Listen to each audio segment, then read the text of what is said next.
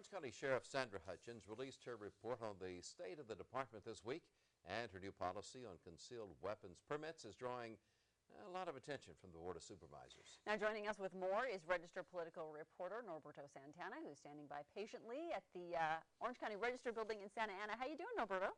Excellent, guys. Thanks for having me again. Yeah, thanks for coming on again. Let's talk a little bit about what Ed was just mentioning. The County Board of Supervisors has expressed some concerns over tighter policies, which our new sheriff has enlisted regarding restrictions for concealed weapons. Talk a little bit more about that. This was a centerpiece of Mike Corona's administration, and also in some ways it's going to be a centerpiece of the federal case against him later this month. During his tenure here in Orange County, he expanded the granting of concealed weapon permits, which again allows somebody to walk with a firearm out in public and have it concealed on their person. Here in Orange County, we went from a very low number of people that had those permits under Brad Gates more than a decade ago, and under Mike Corona, the number soared up to about 1,100 current permit holders now. When Sandra Hutchins got into office, she, for some reason, basically looked at this issue and decided to tackle on probably one of the most controversial issues when it comes to issues like guns, abortion, gay marriage. I mean, those are just the hot button issues that a politician can grab onto and begin to change, but that's exactly what she did. Yesterday, when she went to the Board of Supervisors to update them, they didn't wait long before they started basically teeing off, and they started expressing to her, almost all of them, that they were getting a lot of phone calls on the issue and that they had some serious concerns. Now, I don't know if they can do much, because ultimately it's up to the current sheriff what her policy is going to be. What has her, or what was her defense to the supervisors? She was very straightforward. In a sense, you get a taste of sort of what kind of sheriff she's going to be. She's very, in a sense, almost a bureaucrat, not a politician.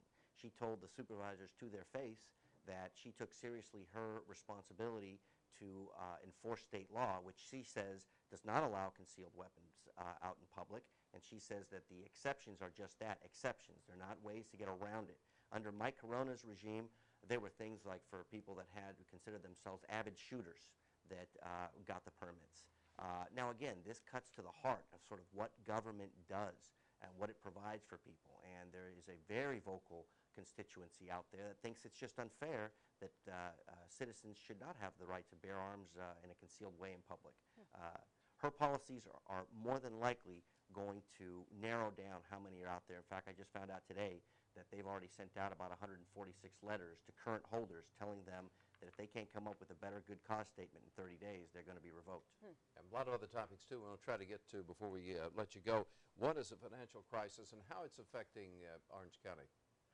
Well, this is something that I don't think a lot of us saw coming. A lot of local governments actually borrow money out on the credit markets to keep things functioning. For example, in Orange County, property taxes, everybody who owns a home pays them in 2 installments. Well, a lot of times the county borrows money by floating bonds to sort of allow a lot of the agencies that depend on that property tax revenue the ability to sort of finance their operations throughout the year. Problem now is that you've got a combination of a lot of defaults, which means that those payments are coming in much later, and you've got a problem with a lot of these bonds that are resetting, which means at some point they go to resell them. There's one issue right now in Orange County on October 20th that resets, and county officials are just absolutely scrambling, because you can imagine what it's like to try to sell a bond in this kind of a market. And what about Chris Street's next move? This, again, is fascinating. Chris Street, a guy that the supervisors were criticizing heavily for most of the year, is now in some ways being seen as a savior. He's told people that the county's investment pool has enough money to buy a lot of those bonds and resell them later.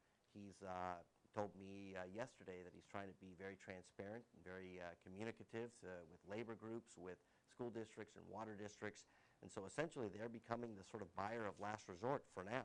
But you know, on a lot of aspects of this kind of situation, a lot of people are looking at you with a blank stare, and they tell you, I don't know what's going to come next. Yeah, okay, I wish we had time to talk about AIG's spa day down at St. Regis, but we've just run out of time. So maybe next time, Norberto. Thanks for joining us. Thanks, guys. All right. Thanks, Norberto.